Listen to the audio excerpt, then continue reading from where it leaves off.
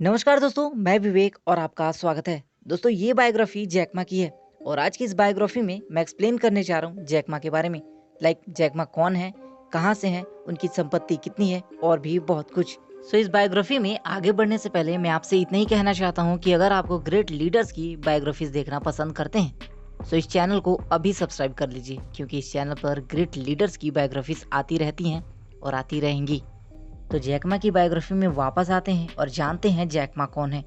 तो ये बात है 10 सितंबर 1964 की। जगह का नाम हांगजो झेजियांग चीन, जहां इनका जन्म हुआ। जैक मा जब थोड़े बड़े हुए तो इन्होंने अंग्रेजी बोलने का प्रयास किया।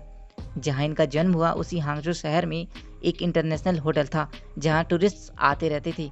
तो जैक मा उन्हीं से बातचीत करके अपनी अंग्रेजी को स्ट्रॉन्ग किए।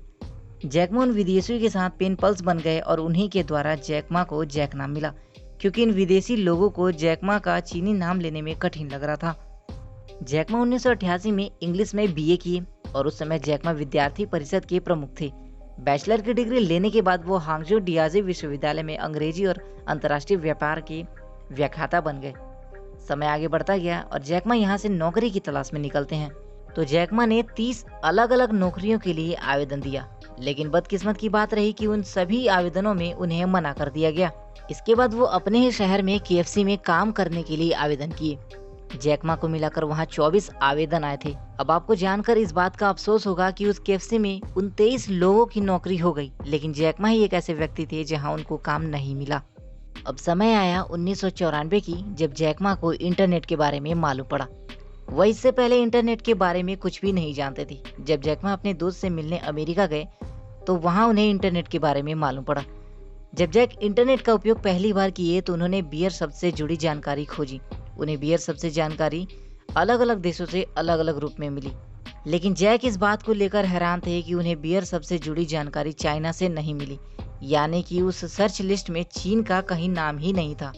फिर उन्होंने चीन के बारे में कुछ जानकारी लेनी चाहिए, लेकिन फिर उन्होंने देखा कि इंटरनेट पर चीन से जुड़ी कोई भी सामान्य जानकारी यहाँ नहीं। तब जैक को यहाँ एक सुनहरा अवसर दिखाई दिया, जो कि इंटरनेट से जुड़ा हुआ एक काम था।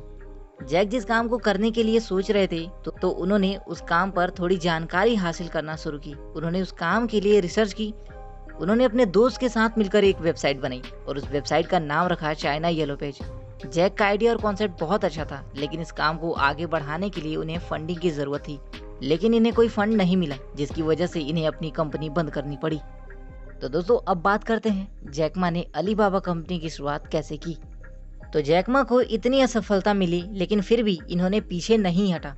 इन्होंने अपनी उसी पुरानी कॉन्सेप्ट पर काम किया, क्योंकि इनका जो आइडिया था वो बिल्कुल अलग था। और सबसे बड़ी बात कि इनको अपने आइडिया पर भरोसा था।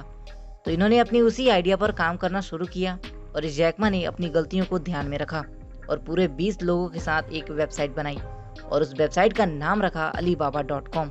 दोस्तों, जब इस कंपनी को शुरू किया गया तो शुरुआती दिनों में जैक मा को थोड़ी मुश्किलों का सामना करना पड़ा, लेकिन धीरे धीरे कंपनी ग्रोथ करने लगी। जैक मा की इस कंपनी में सॉफ्ट बैंक कंपनी द्वारा निवेश किया गया और फिर इस कंपनी की ग्रोथ लगातार बढ़ने लगी और देखते ही देखते दुनिया की सबसे बड़ी ई कॉमर्स कंपनी ईबे को 4 सालों के अंदर चाइना से बाहर कर दिया गया। अब जैक मा के लिए एक समय ऐसा आया कि उन्हें रिचेस्ट पर्सन में गिना जाता है। उनकी कुल संपत्ति $41.1 बिलियन आंकी गई है। एक बात और है कि अमेज़न और ईबे ई कॉमर्स कंपनी मिलकर जितनी कमाई करते हैं, उतना अलीबाबा के मालिक जैक मा की कंपनी अकेले कर लेती है। तो दोस्तों, जैक मा की इस कहानी से बहुत बड़ी सीख मिलती है कि हमें निरंतर प्रयास करते रहना चाहिए, कभी नहीं रुकना चाहिए। अगर आप कुछ नया करना चाहते हैं तो करते रहिए, अपने हाथ पांव चलाते रहिए, आप जरूर सफल होंगे। सो फ्रेंड्स, ये थी जैक मा की बायोग्राफी।